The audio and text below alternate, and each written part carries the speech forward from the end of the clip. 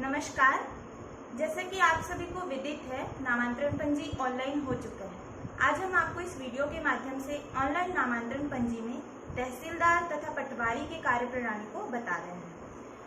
आप लोगों को ये पता ही है कि नामांतरण पंजी में 3 तरह की अभी स्थिति आ सकती है, 3 तरह के आवेदन आ सकते हैं। जैसे पहले आप लोगों को रजिस्ट्री ऑफिस से जो आवेदन मिलती थी, जिसका सीरीज हम यहाँ पे देख रहे हैं, सीजी से स्टार्ट होता है, जो रजिस्ट्री ऑफिस में रजिस्ट्री ऑफिस से डायरेक्ट ऑनलाइन आवेदन आपको आपके नामांतरण पंजी पे मिलती थी। ये एक पहली स्थिति है जिसका कार्यप्रणाली आप लोग पहले से इस पे काम कर रहे थे, वो वैसे का वैसे ही चलेगा। दूसरा आप देखिए एमडी सीरीज, जिसको आपको पता है कि आप ऑफलाइन संपत्ति पंजीयन प्रविष्टि के माध्यम से जाकर यदि आपके पास कोई भी आवेदन ऑफलाइन आवेदन आता है तो उसको आप यहाँ से ऑफलाइन संपत्ति पंजीयन में जाकर आवेदन कर सकते हैं और वो एमडी सीरीज से जनरेट होगा। तीसरी और सबसे इम्पॉर्टेंट जो अभी चेंज हुआ है उसके बारे में हम बताना चाहेंगे। आपको एक नई नामांतरण पंजी के आवेदन मिलेंगे, जिसमें है जो सीटी सीरीज से आएगा। ये सीटी सीरीज है सिटीजन, मतलब अब आपको नागरिक। तीसरी और सबसे महत्वपूर्ण स्थिति के बारे में आपको बताना चाहेंगे, जिसमें अब नया आपको जो चेंजेस मिलेगा, मेन ये है कि अब पब्लिक जो है नागरिक सुविधा में उनको आवेदन की फैसिलिटी दी गई है, जिसमें वो आवेदन कर सकते हैं और वो किसी भी प्रकार के नामांतरण के लिए या अभिलेख दुरुस्ती के लिए आवेदन कर सकते हैं। और उस आवेदन को पटवारी के आईडी पे पहले वो शो करेगा और उसमें से पटवारी उसको अपने पंजी में चढ़ाएगा। जब वो अपनी पंजी में चढ़ाएगा तो वो सीटी के सीरीज से आपको दिखेगा। इस तरीके से हमारे पास तीन टाइप के आवेदन प्राप्त हो रहे हैं। पहला है सीजी सीरीज जो रजिस्ट्री ऑफिस से मिला, दूसरा है एमडी सीरीज जो आपने अपने ऑफलाइन संपत्ति पंजीयन के माध्यम से किया, और तीसरा है हमारा सीटी सीरीज जो पब्लिक जब आवेदन कर रही है उसको नामांतरण पंजी में दर्ज करने पर। अभी हम आपको दिखा रहे हैं कि अगर पब्लिक आवेदन कर रही है तो उसे पटवारी किस तरीके से अपने नामांतरण पंजी में दर्ज करेगा। इसके लिए पटवारी आईडी में ऑप्शन अभिलेख दुरुस्ती के अंदर आप जाएंगे। यहाँ आपको अभिलेख दुरुस्ती नामांतरण पंजी में प्रविष्टि, यहाँ से आप देखेंगे नागरिकों से प्राप्त आवेदन की प्रविष्टि।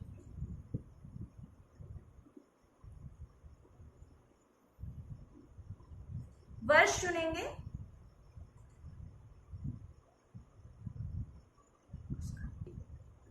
वर्ष चुनने के पश्चात आपको इस वर्ष में जितने भी आवेदन नागरिकों से प्राप्त हुए हैं वो आपको इस स्क्रीन पर दिखेगा।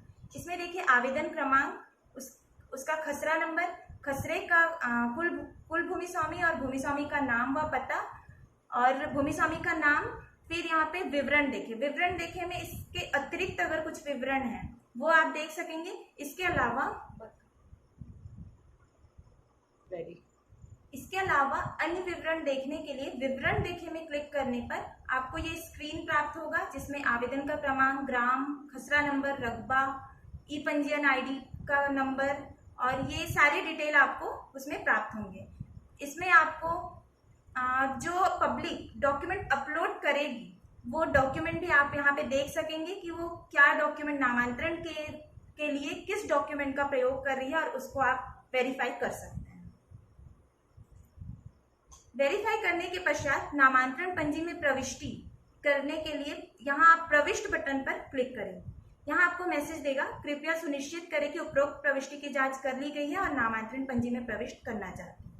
आप जैसे ही इसे प्रविष्ट करने के लिए ओके बटन क्लिक करेंगे, आपको आवेदन क्रमांक की हल्का पटवारी द्वारा नामांतरण पंजी में प्रविष्ट कर लिया गया है।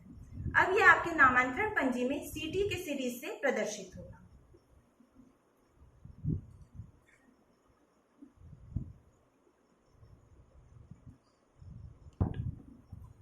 ये तो आप लोगों की नामांतरण पंजी का कार्य कंप्लीट हुआ। अब हम आगे देखते हैं कि जो नामांतरण प्रक्रिया है उसे प्रारंभ करने का कार्य। अभी तक नामांतरण प्रक्रिया प्रारंभ करने का कार्य पटवारी द्वारा किया जा रहा था, जिसमें अब चेंजेस करते हुए उसे तहसीलदार के आईडी में दे दिया गया है। अब इसे तहसीलदार द्वारा प्रारंभ किया जाएगा और पटवारी उसकी स्टेटस देख सकते हैं। तो यहाँ पे हम देखते हैं ये तहसीलदार आईडी है हमारा। इसमें प्रबंधन में जाएंगे, यहाँ अभिलेख दुरुस्ती पंजी, जब यहाँ जाएंगे तो हमें पूरा एक पंजी प्राप्त होगा। अभिलेख दुरुस्ती पंजी में ग्राम तथा वर्ष चुनने के पश्चात ये आपको पंजी दिखेगा।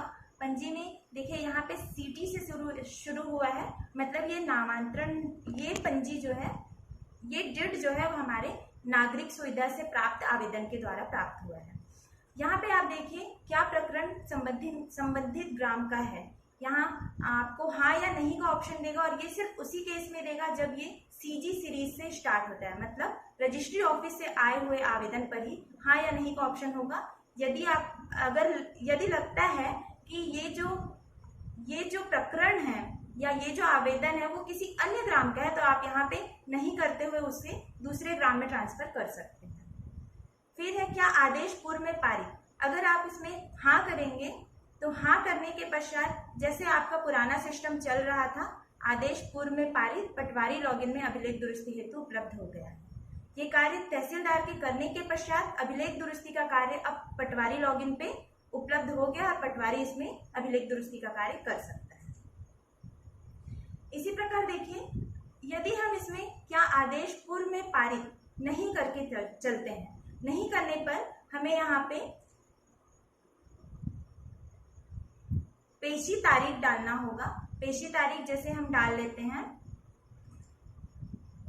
और इसे प्रविष्ट कर लेते हैं। ये सिस्टम आपके मैनुअल सिस्टम की तरह ही पूरा कार्य करेगा, जिसमें पेशी तारीख डालना है। पेशी तारीख के बाद इस्तेहार या नोटिस जारी करते हैं आप जैसे मैनुअल में, वैसे ही आपको यहाँ पे इस्तेहार नोटिस जारी करने का एक ऑप्शन दे रहा है। देखिए मैसेज आ गया, पेशी की तारीख सुरक्षित हुआ। ये होने के बाद आपको इस्तेहार नोटिस जारी करें। इस्तेहार नोटिस जारी करने के लिए आप यहाँ क्लिक करेंगे तो आपको जो फॉर्मेट ऑलरेडी बना हुआ है उस फॉर्मेट में इस्तेहार और नोटिस जारी हो जाएगा। इस्तेहार नोटिस सफलतापूर्वक जारी कर लिया गया है, कृपया इस्तेहार नोटिस डाउनलोड कर लें। ये मैसेज आपको दे रहा है। इसके बाद जैसे ही आपने इस्तेहार नोटिस जारी किया, आपको एक इस ऑप्शन में जारी इस्तेहार नोटिस देखें, ये आपको इनेबल मिलेगा। आप यहाँ से नोटिस और इस्तेहार दोनों पीडीएफ के फॉर्म में देख सकते हैं और इसका प्रिंट निकाल के दे सकते हैं आप। ये देखिए, ये हमारा राजस्व मामले में नोटिस, इसी प्रकार इस्तेहार भी आपको यहाँ से मिल जाएगा। उसके बाद आपका पावती अपलोड करना है। जिस प्रकार आप लोग नोटिस या इस्तेहार देने के बाद उसकी पावती लेकर आते हैं और उसे अपने मैनुअल रिकॉर्ड में रखते हैं, उसी प्रकार उसी पावती को यहाँ पे अपलोड करना है। यहाँ आपको दिखा रहा है पावती अपलोड करें। यहाँ से पावती का आप फॉर्म अपलोड कर सकते हैं, पीडीएफ अपलोड कर सकते हैं।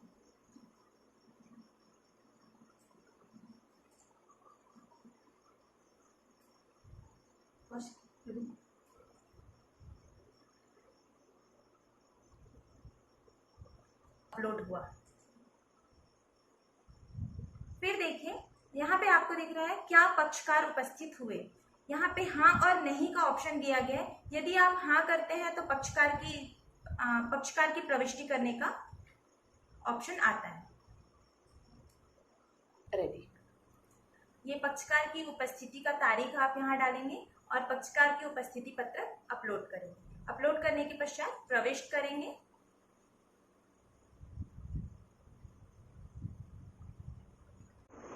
पक्षकार उपस्थित होने के पश्चात ये उसकी एंट्री दर्ज करने पर यहाँ पे आपको राइट का साइन दिखेगा। उसके बाद क्या आपत्ति प्रस्तुत की गई, यहाँ आप हाँ या नहीं का ऑप्शन दिया है। नहीं करने से आप डायरेक्ट आगे जा सकते हैं और हाँ करने पर इसकी एंट्री कर सकते हैं। ये देखिए, इसमें आपत्ति करने का दिनांक डालेंगे, आपत्ति पत्रक अपलोड करना है, राजस्व न्यायालय का हेड चुनना है। यहाँ पे किस हेड के तहत आपत्ति की गई है उसके तहत आप कोई भी हेड यहाँ पे सेलेक्ट कर सकते हैं। यहाँ फिर आपत्तिकर्ता का विवरण जोड़ना है, जिसने भी आपत्ति किया है उसके नाम डालना है। जैसे यहाँ पे हम डाल रहे हैं राम, जो अभी कंपलसरी फील्ड ही भर देते हैं। ये डालने के बाद आपत्तिकर्ता जोड़ेंगे।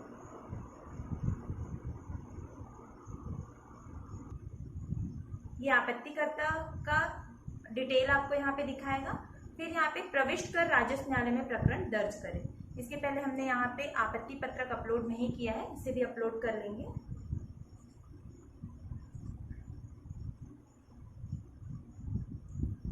अपलोड करने के पश्चात प्रविष्ट कर राजस्व न्यायालय में प्रकरण दर्ज करेंगे। ये करने के पश्चात ये राजस्व न्यायालय में प्रकरण दर्ज हो जाएगा और ये आपको इस वक्त तक, जब तक कि राजस्व न्यायालय में ये प्रकरण चल रहे हैं और उसका निराकरण नहीं हुआ है, तब तक किसी भी कार्य को या फिर किसी भी अभिलेख दुरुस्ती को करने के लिए रोकेगा। जैसे यहाँ पे हम देख लेते हैं, जैसे हमने इसमें किया था, यहाँ पे हमने प्रकरण राजस्व न्यायालय में इसे दर्ज कर दिया, तो यहाँ हमको शो कर रहा है प्रकरण क्रमांक, ये किस प्रकरण क्रमांक से दर्ज हुआ है ये भी यहाँ पर दिखेगा। और उसके बाद देखिए, ये जो प्रकरण राजस्व न्यायालय में दर्ज हैं वो स्वतः ही विवादित प्रकरण में दर्ज हो जाएंगे और वो ऑटोमेटिक यहाँ पे राइट चेक हो जाएगा कि ये अभी विवादित है। जब तक कि ये विवादित रहेगा, इसमें अभी हम कोई अभिलेख दुरुस्ती नहीं कर पाएंगे। राजस्व न्यायालय में प्रकरण समाप्त होने के पश्चात, अर्थात उसका अंतिम आदेश पारित होने और नस्तीबद्ध होने के पश्चात, ये जो प्रकरण है यहाँ राजस्व न्यायालय में निराकृत हुआ में आ जाएगा और यहाँ पे दिखाएगा कि आदेश पारित हुआ या खारिज हुआ। अब इसमें इस प्रकरण के तहत क्या ये नामांतरण का जो प्रक्रिया है वो पारित हुआ है या खारिज हुआ है। अगर आप पारित करेंगे तो पारित होने के पश्चात ये नामांतरण का प्रक्रिया प्रारंभ हो जाएगा और ये अभिलेख दुरुस्ती के लिए पटवारी के आईडी में अब अवेलेबल हो जाएगा। अगर आदेश खारिज करते हैं तो नामांतरण खारिज हो जाएगा और खारिज होने के पश्चात ये जो नामांतरण का आदेश नामांतरण की आवश्यकता नहीं है, ये फिर चेक होके आ जाएगा।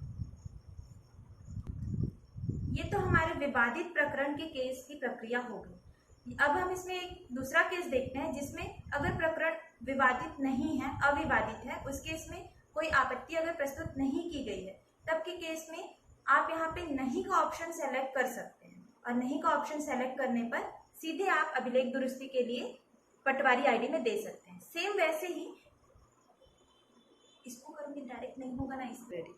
सेम वैसे ही पक्षकार उपस्थित यदि नहीं होते हैं तो आप यहाँ नहीं क्लिक करके आगे उसको अभिलेख दुरुस्ती के लिए आगे प्रोसेस कर सकते हैं। यहाँ आपको मैसेज दे रहा है पक्षकार उपस्थित नहीं हुए, आदेश क्रमांक दिस तथा दिनांक, ये वर्तमान दिनांक जिस डेट में आप नहीं को चुनेंगे वो डेट दिखाएगा, के तहत अभिलेख दुरुस्ती हेतु उपलब्ध है। ये जो प्रकरण है अब ये अभिलेख दुरुस्ती के लिए पटवारी के आईडी में उपलब्ध है और पटवारी इस पर अभिलेख दुरुस्ती करेगा। उपस्थित नहीं होने पर ये हमको ये मैसेज यहाँ पे भी दिखा देगा, पक्षकार उपस्थित नहीं हुए, आदेश क्रमांक इतने तथा दिनांक इसके तहत अभिलेख दुरुस्ती हेतु उपलब्ध है। अब ये सेम मैसेज आपको पटवारी आईडी पे भी दिखेगा और पटवारी आईडी पे जो तहसीलदार यहाँ से कार्य करेंगे नामांतरण प्रक्रिया प्रारंभ करने के पूर्व, वो उसके सारे स्टेटस आपको पटवारी आईडी पे दिखेगा। तो हम ये पटवारी आईडी एक देख लेते हैं।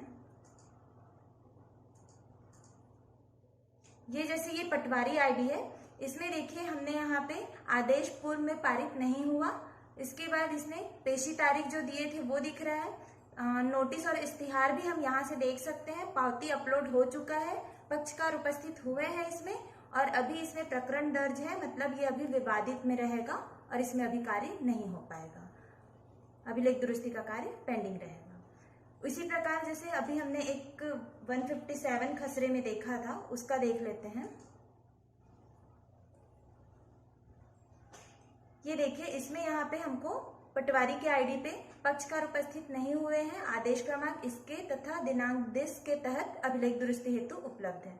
तो अभी पटवारी अब इस खसरे पर अभिलेख दुरुस्ती का कार्य संपन्न कर सकते हैं। स्टार्ट।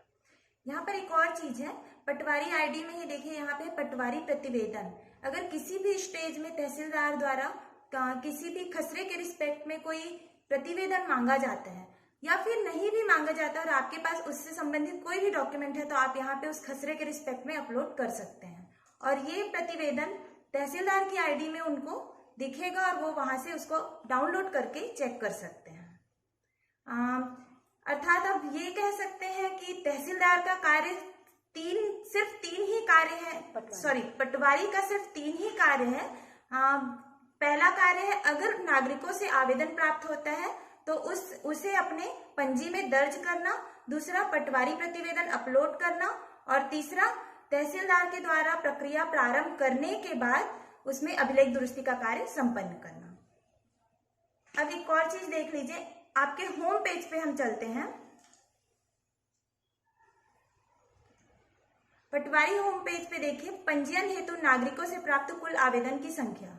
यहाँ पे आपको अगर आवेदन आए हैं नागरिकों से तो उसकी संख्या दिखाएगा और उसमें फिर आपको जाके आगे पंजी में प्रविष्ट करना है। इसी प्रकार अगर तहसीलदार के द्वारा अभिलेख दुरुस्ती के लिए आप पटवारी के लिए उपलब्ध करा दिया गया है, मतलब अगर नामांतरण की प्रक्रिया प्रारंभ हो चुकी है तो वो आपको यहाँ पे दिखाएगा अभिलेख दुरुस्ती हेतु उपलब्ध संख्या। तो आप यहाँ से जाकर के किस ग्राम में कितने अभिलेख दुरुस्ती के लिए आए हैं, आप वहां जाके उसको अभिलेख दुरुस्ती का कार्य संपन्न कर सकते हैं। इसी प्रकार हम देखते हैं तहसीलदार की आईडी में भी ये अभिलेख दुरुस्ती पंजी जिसमें प्रक्रिया प्रारंभ नहीं हुई है उनकी संख्या दिखा रहा है, ताकि तहसीलदार इनमें जल्दी से प्रक्रिया प्रारंभ कर सके और उसके बाद वो आपको अभिलेख दुरुस्ती के लिए अवेलेबल हो सके। धन्यवाद।